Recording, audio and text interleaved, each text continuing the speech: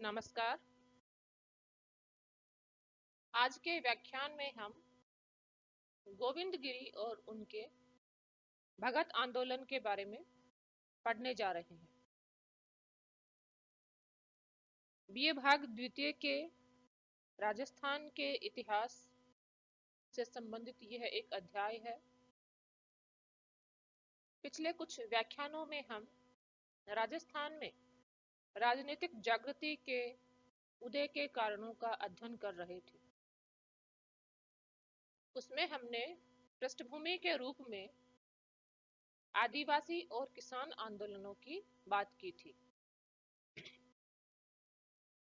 राजस्थान में राज्य के प्रति प्रतिरोध सबसे पहले आधुनिक काल में किसान और आदिवासी आंदोलनों के रूप में नजर आया।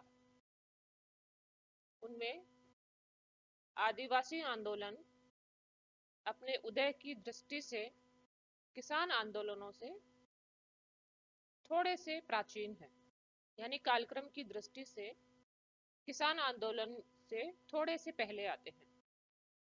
उनमें से जो आपके सिलेबस में है वह गोविंद गिरी का भगत आंदोलन है। तो इस व्याख्यान में हम गोविंद गिरी और उनके इस आंदोलन के बारे में पढ़ेंगे। इसके उदय के क्या कारण थे, यह किस तरह के आयाम इसने धारण किए और इसके परिणाम क्या हुए। गोविंद गिरी दक्षिणी राजस्थान के डूंगरपुर के राज्य में एक बंजारा परिवार में पैदा हुए थे 1858 ईस्वी में। जिस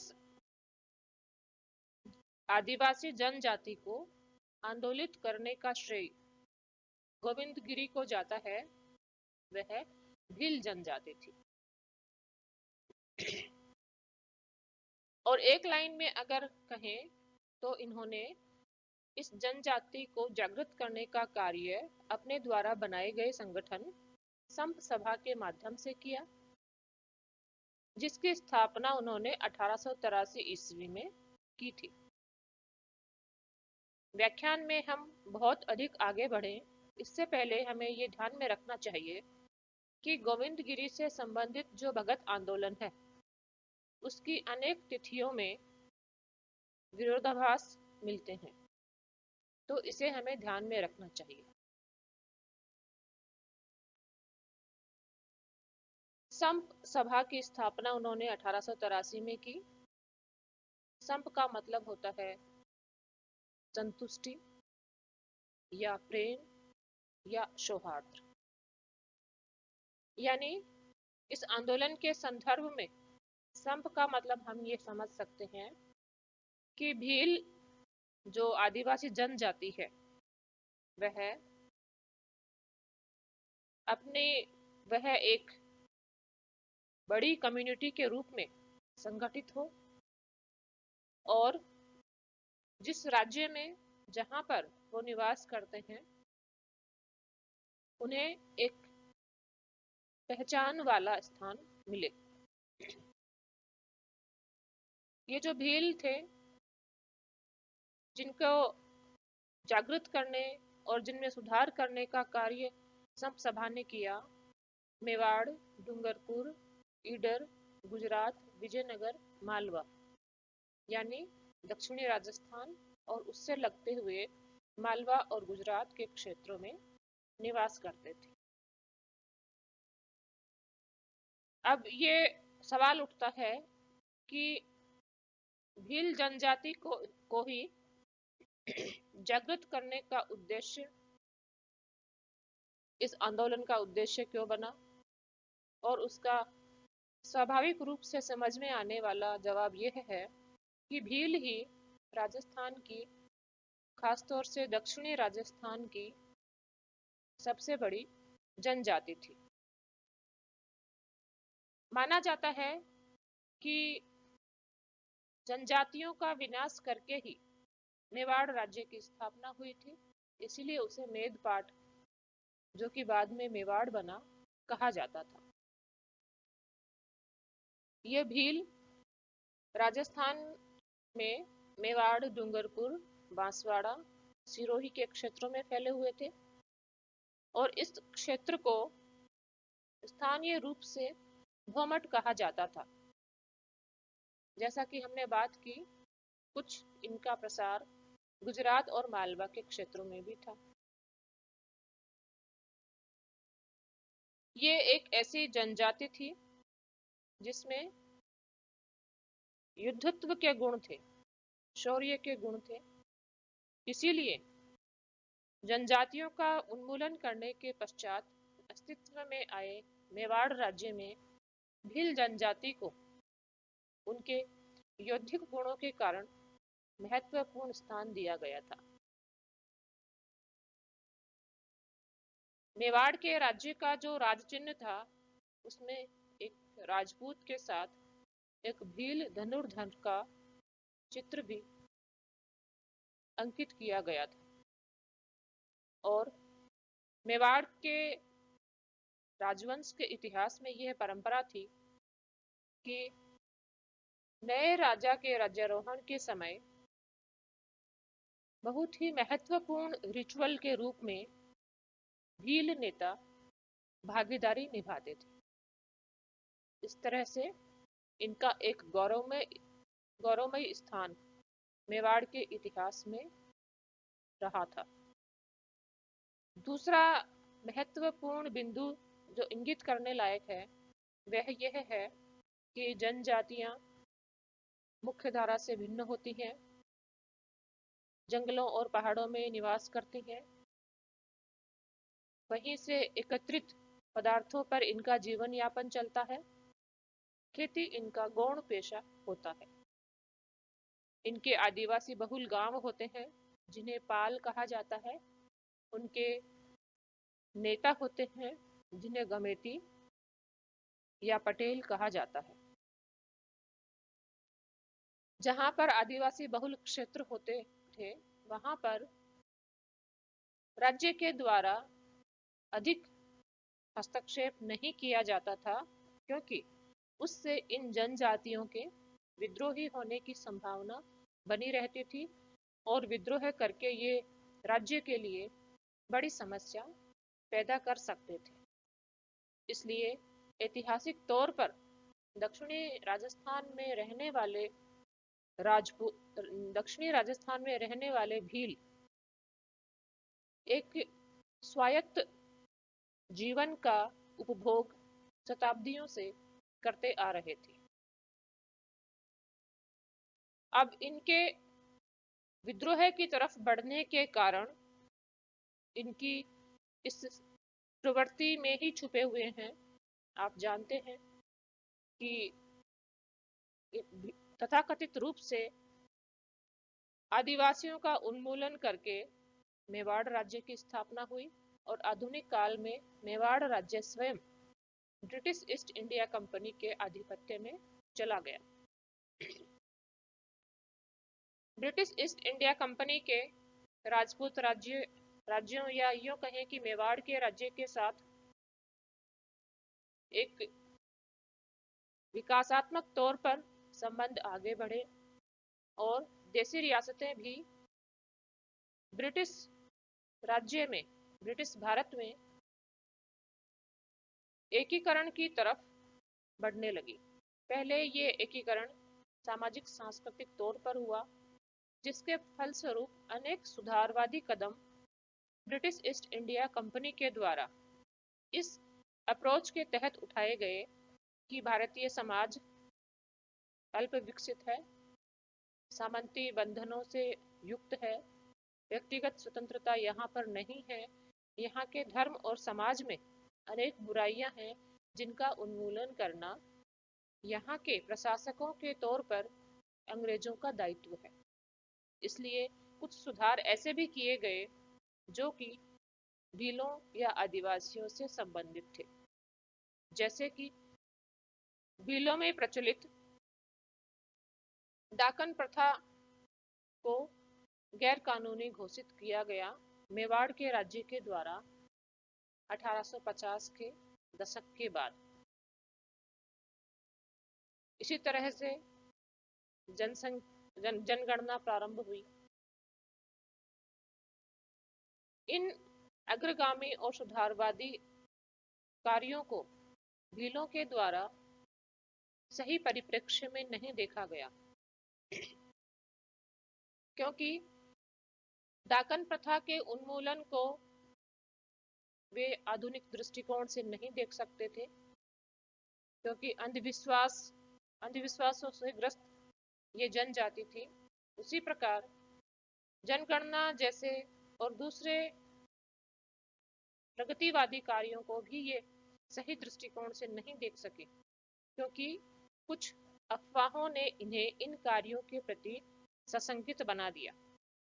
इस तरह से अंग्रेजी सत्ता को यहाँ पर विश्वास प्राप्त करने में कठिनाई हुई। ये रही सामाजिक सांस्कृतिक सुधारों की बात, जिसको आदिवासी जनजातियों ने अनुचित हस्तक्षेप की तरह लिया। दूसरे, प्रशासनिक आर्थिक स्तरों पर देसी रियासतों के ब्रिटिश भारत में विलय ने भी इन पर दुष्प्रभाव डाले, जैसे कि लैंड रेवेन्यू सेटलमेंट का मानकीकरण किए जाने के कारण भील जनजाति उन लाभों से वंचित हो गई जो उन्हें पहाड़ों और जंगलों में अब तक मुफ्त में उपलब्ध थे। अब ये राज्य की संपत्ति मान लिए गए और इनका उपयोग करने पर कर देना आवश्यक था। इसी प्रकार राजपूत राज्यों से गुजरने वाले मार्गों की सुरक्षा के बदौलत राहदारी और बोलाई नामक कर लोकल सामंत या जागीरदार वसूल किया करते थे व्यापारियों से। उनके उन्मूलन से भी दक्षिणी राजस्थान में इन आदिवासी जनजातियों को अपने क्षेत्र में इन करों से वंचित हो जाना पड़ा, जिससे उनके आर्थिक हितों पर चोट पहुंची। मेवाड़ के राज्य के द्वारा आबकारी नीति जो लागू की गई, उसमें आदिवासियों के उन अधिकारों पर भी कुठाराघात हुआ, जबकि वो देशी शराब स्थानीय रूप से पैदा किया करते थे। इस तरह से मेवाड़ के राज्य और ब्रिटिश ईस्ट इंडिया कंपनी के सहयोग से कुछ ऐसे कदम प्रकाश में आए जिन्होंने दक्षिणी राजस्थान की इस आदिवासी जनजाति के लिए असुविधाएं उत्पन्न की। इन कारणों की पृष्ठभूमि में ही गोविंदगिरी पैदा हुए, जिनका रुझान धार्मिक वृत्ति की तरफ हुआ, जिन्होंने भगत पंथ की स्थापना की ताकि इस भील जनजाति के द्वारा सामना किए जाने वाले आंतरिक और बाहरी अवरोधों को दूर किया जा सके। सर्वप्रथम यह एक धार्मिक आंदोलन ही था। ब्रिटिश ईस्ट इंडिया कंपनी के सामाजिक, सांस्कृतिक, राजनीतिक, प्रशासनिक सुधारों का एक पहलू यह भी था कि इन आदिवासी अशिक्षित क्षेत्रों में ब्रिटिश मिशनरियों के कार्य करने के लिए उपयुक्त परिवेश था, जिसके कारण यहाँ पर मिशनरी गतिविधियां बढ़ी और बड़ी मात्रा में आदिवासियों के ईसाई धर्म को अपनाने का खतरा उत्पन्न हुआ। अतः गोविंदगिरी ने अपना भगत पंथ स्थापित किया, जिसके माध्यम से उन्होंने धार्मिक विश्वासों और परंपराओं की अपनी ही कार्य प्रणाली विकसित की, जिसको जो शैव धर्म से प्रभावित थी, हिंदू धर्म के अंतर्गत थी, जिसका उद्देश्य भीलों को हिंदू धर्म के दायरे में ही रखना था, और अगर वो ईसाई धर्म को परिवर्तित हो गए हों तो उन्हें पुनः शुद्धि के माध्यम से हिंदू धर्म में लाना था। एकेश्वरवाद की उपासना करने वाला यह पंथ, जिसने अपने धार्मिक कार्यप्रणाली के रूप में भीलों को प्रेरित किया कि वो धूनी लगाएं और अपना एक झंडा यानी निशान अपने घर के आगे स्थापित कर दें। यह एक धार्मिक पंथ के रूप में पनपा प्रमुखतया, जिसका उद्देश्य भीलों को आध्यात्मिक और नैतिक रूप से श्रेष्ठ बनाना था। यह श्रेष्ठता तब आ सकती थी जबकि भील समाज में प्रचलित बुराइयों को यह आंदोलन दूर कर देता। भीलों में चोरी जैसे अपराध, डकैती जैसे अपराध प्रचलित थे। भील शराब और मांस का सेवन करते थे। इसलिए गोविंदगिरी ने भीलों को प्रेरित किया कि वे अपने इन दुर्गुणों को छोड़ें, और उन्होंने भीलों को शिक्षित करने के लिए भील क्षेत्र में स्कूलों की स्थापना की। इससे भी महत्वपूर्ण, भील समाज एक सम्मानित स्थान हिंदू समाज में प्राप्त कर सके, इसलिए उन्होंने सामाजिक विभाजन के उच्च और निम्न विभाजन को नकारा और भीलों को एक सम्मानपूर्ण स्थान हिंदू धर्म में दिलाने के लिए निम्न वर्ग का उत्थान करने की बात की। कुछ नजरियों से भगत आंदोलन ने अपने आप को सजातीय और उच्च वर्णीय हिंदू धर्म से श्रेष्ठ भी घोषित किया, क्योंकि उनका कहना था कि उनके आदिवासी समाज में महिलाओं की स्थिति उन जातियों और वर्णों से बेहतर है जो कि तथाकथित रूप से उच्च मानी जाती हैं और जहां पर स्त्रियों को अधिकार नहीं है। जबकि उनका कहना था कि आदिवासी समाज में स्त्रियों को संपत्ति संबंधी तथा वैवाहिक संबंधी अधिक स्वतंत्रताएं प्राप्त हैं। इस तरह से धार्मिक और सामाजिक जीवन में कार्य करते हुए भगत आंदोलन काम कर रहा था, जिसके आर्थिक आयाम उत्पन्न हो गए, क्योंकि भीलों का उत्थान करने की दृष्टि से जो कुछ बातें गोविंदगिरी ने कही वो उनका आर्थिक उत्थान करती थी और एक कम्युनिटी के रूप में सुदृढ़ होने के कारण वो एक ऐसी कम्युनिटी बन सकते थे जो कि राज्य का सामना कर सकती। इसलिए उसके राजनीतिक पहलू भी सामने आने वाले थे। गोविंदगिरी ने कहा कि आदिवासियों को बेगार नहीं करने चाहिए और अत्यधिक मात्रा में लाग बागें जो लगी हुई हैं उनका विरोध करना चाहिए। उनको अपने जीवन में आत्मनिर्भरता और स्वायत्तता लानी चाहिए और अपने स्थानीय क्षेत्र में बने हुए पदार्थों का ही उपयोग करना चाहिए।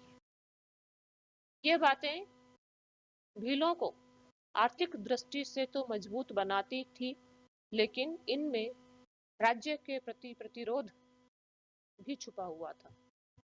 इसलिए भगत आंदोलन शीघ्र ही न केवल दक्षिणी राजस्थान से लगते हुए गुजरात और मालवा के राज्यों की नजर में आ गया, वरन ब्रिटिश सत्ता की नजर में भी आ गया। इधर गोविंदगिरी भी इस आधिपत्य को पहचान पा रहे थे जो ब्रिटिश सत्ता के मेवाड़ के राज्य के ऊपर नियंत्रण के माध्यम से यहाँ की जनजातियों के ऊपर नियंत्रण के रूप में थोपी जा रही थी। इसलिए भील जनजाति को जागृत और संगठित करके गोविंदगिरी एक ऐसे मुकाम पर पहुंचे जहां पर उन्होंने यह घोषणा की कि वर्तमान राज्य को समाप्त करके वो एक भील राज्य की स्थापना करेंगे, जो कि यहाँ पर 800 वर्षों पहले मौजूद था। इसे सहस्त्राब्दिक आंदोलन कहा जाता है, जो मुख्य रूप से जनजातियों में हुए हैं। सहस्त्राब्दिक आंदोलन के पीछे यह मान्यता मानी जाती है कि जनजातियों में यह विश्वास होता है कि 1000 वर्षों के बाद कोई एक महापुरुष या धार्मिक नेता का उदय होगा जो उसके राज्य की स्थापना करेगा। इसलिए आप देख सकते हैं कि गोविंदगिरी के आंदोलन में भी ऐसे तत्व पाए जा रहे हैं, जबकि वो ये कह रहे हैं कि करीब 800 वर्षों यानी 1000 वर्षों से पूर्व यहाँ पर जो भील राज्य था, उस भील राज्य की स्थापना भील पुनः करेंगे। इसमें मेवाड़ के राज्य और ब्रिटिश सत्ता दोनों के उन्मूलन का भाव अंतर्निहित है। इस तरह का आंदोलन को सहन करना मेवाड़ के राज्य और ब्रिटिश सत्ता दोनों के लिए हानिकारक था, लेकिन जब तक आंदोलन शांतिपूर्ण तरीके से चल रहा हो, तब तक उसके उन्मूलन या दमन करने का अवसर सत्ता को नहीं मिलने वाला था। इसलिए गोविंदगिरी को गिरफ्तार किया गया, लेकिन उन्हें पुनः छोड़ दिया गया। 1903 ईस्वी में गोविंदगिरी ने अपनी संप सभा का अधिवेशन मानगढ़ की पहाड़ी पर आयोजित किया, जिसमें राजस्थान, गुजरात और मालवा के लगते हुए क्षेत्रों से भील आमंत्रित किए गए। ये भील जो इकट्ठे हुए वो अस्त्र शस्त्रास्त्रों से लैस थे और अधिवेशन कई दिनों तक चला। इस अधिवेशन में क्या चल रहा है, यह देखने के लिए किसी राज्य के द्वारा 2 सिपाही भेजे गए, जिनको कि भीलों ने पकड़कर मार डाला। इसलिए इन राज्यों के द्वारा, जिनमें दक्षिणी राजस्थान और गुजरात और मालवा के लगते हुए राज्य थे, इन राज्यों ने ब्रिटिश सैनिक टुकड़ियों की सहायता से उस अधिवेशन को घेर लिया, जो 1913 में मानगढ़ की पहाड़ी पर हो रहा था। ऐसा माना जाता है कि 1903 में पहला अधिवेशन होने के बाद भीलों की इस संप सभा का अधिवेशन प्रतिवर्ष मानगढ़ की पहाड़ी पर आयोजित हो रहा था। 1913 के अधिवेशन में यह घटनाएं हुई और सैनिक टुकड़ियों ने उन्हें घेर लिया। फलस्वरूप भीलों और सैनिक टुकड़ियों में जो संघर्ष हुआ, उसके फलस्वरूप करीब 1200 भील मारे गए। गोविंद गुरु को उनकी पत्नी के साथ गिरफ्तार कर लिया गया। उनको मौत की सजा दी गई, लेकिन बाद में वह आजीवन कारावास में बदल दी गई। लेकिन इस आजीवन कारावास को भी उन्होंने पूरा नहीं भोगा। उन्हें 1919 में इस शर्त पर छोड़ दिया गया कि वे कुछ राज्यों जैसे कि डूंगरपुर, बांसवाड़ा, सूत, कुशलगढ़, ईडर आदि में प्रवेश नहीं करेंगे और राजनीतिक गतिविधियों में संलग्न नहीं होंगे। इसलिए अक्टूबर 1931 में जबकि गोविंदगिरी की मृत्यु हुई, वे गुजरात के आजकल के पंचमहल जिले में निवास करते रहे। इस तरह से भगत आंदोलन जो गोविंदगिरी के नेतृत्व में पनपा था, जिसने एकेश्वरवाद और अहिंसा को समर्थन दिया था, एक समय आने पर वह हिंसक राजनीतिक आंदोलन में बदल गया, जिसे देसी रियासतों तथा ईस्ट इंडिया कंपनी की संयुक्त सेनाओं के द्वारा दमित कर दिया गया। इस तरह से भगत आंदोलन पनपा और अपने अवसान को प्राप्त हुआ, लेकिन उससे पहले वह भीलों के उत्थान के लिए काफी कार्य कर चुका था। सामाजिक और धार्मिक दृष्टिकोण से ही नहीं, वरन आर्थिक और राजनीतिक दृष्टिकोण से भी। भीलों के इस विद्रोहात्मक प्रवृत्ति को देसी रियासतों तथा ब्रिटिश सत्ता दोनों के द्वारा मान्यता देनी पड़ी। उसके उदय के कारणों पर गौर करना पड़ा। इन्हें आगे आने वाले समय में तुलनात्मक रूप से स्वायत्त बनाना पड़ा और इनके उत्थान के लिए कुछ कार्य ब्रिटिश सत्ता तथा देसी शासकों के द्वारा किए गए। इस प्रकार से भगत आंदोलन यद्यपि तात्कालिक तौर पर बहुत अधिक सफल नहीं हुआ, लेकिन इसने आदिवासियों के द्वारा विद्रोह का एक उदाहरण पेश किया, जो आदिवासियों द्वारा किए गए विद्रोहों की एक कड़ी बना और जिसने आदिवासियों के जीवन को सुधारने तथा देसी शासकों और ब्रिटिश सत्ता के साथ उनके संबंधों पर पुनर्विचार करने के लिए मजबूर किया। धन्यवाद।